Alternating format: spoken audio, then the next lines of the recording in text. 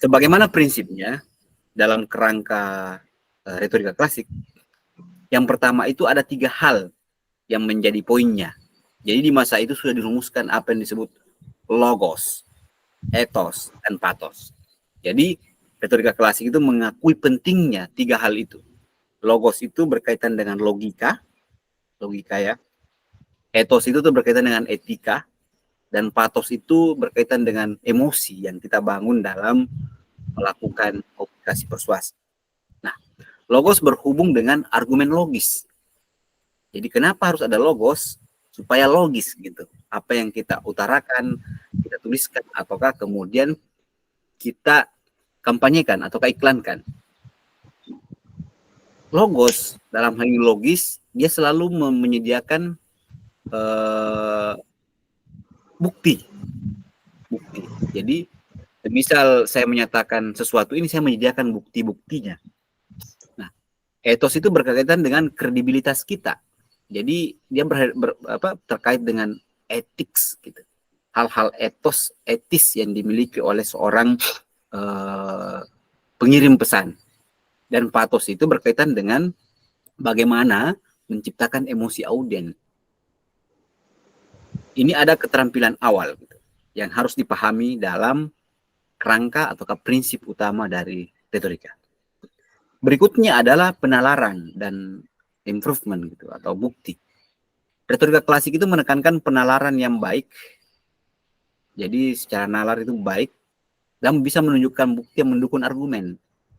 Jadi ketika orang berbicara, itu sekaligus sebenarnya menyediakan tools yang lain, buktinya. Biasa berupa sampel, ataukah apa dan sebagainya, untuk menegaskan bahwa apa yang saya tuturkan atau katakan itu benar. Nah, penalaran yang kuat dan bukti yang relevan membangun persuasi yang efektif gitu. Jadi kalau saya bicara, kemudian misalnya taruhlah ini, hari ini gitu, saya berhadapan dengan 3 karakter yang berbeda.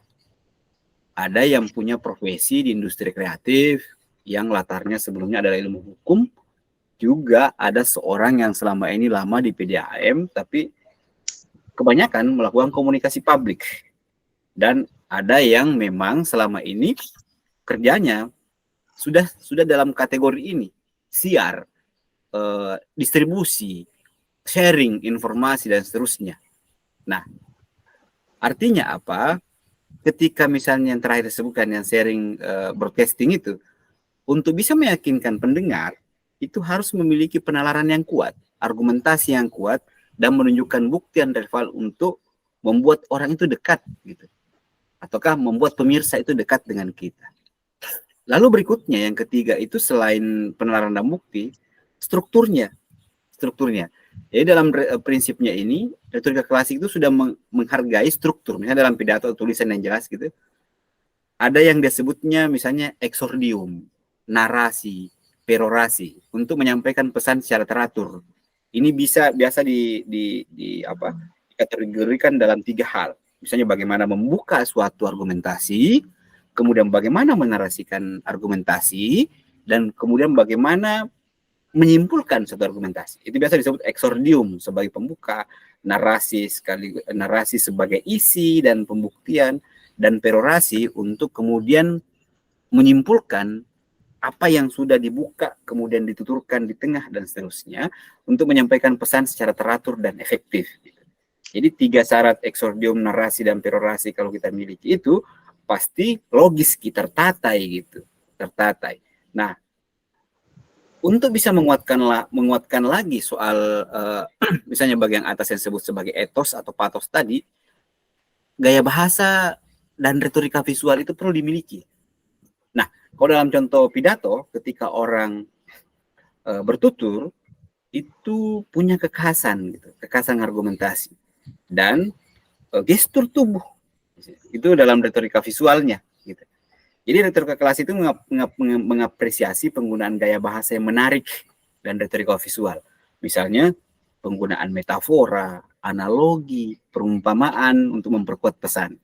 Sementara untuk dalam konteks pidato ataukah tatap seperti ini, itu perlu gestur, gerakan, dan ekspresi wajah, mimik untuk mempengaruhi persepsi audiens. Jadi ada 4 prinsip utama kalau dalam kategori retorika klasik ini harus dimiliki. Logos, ethos, pathos. Jadi ada disebut apa dulu itu?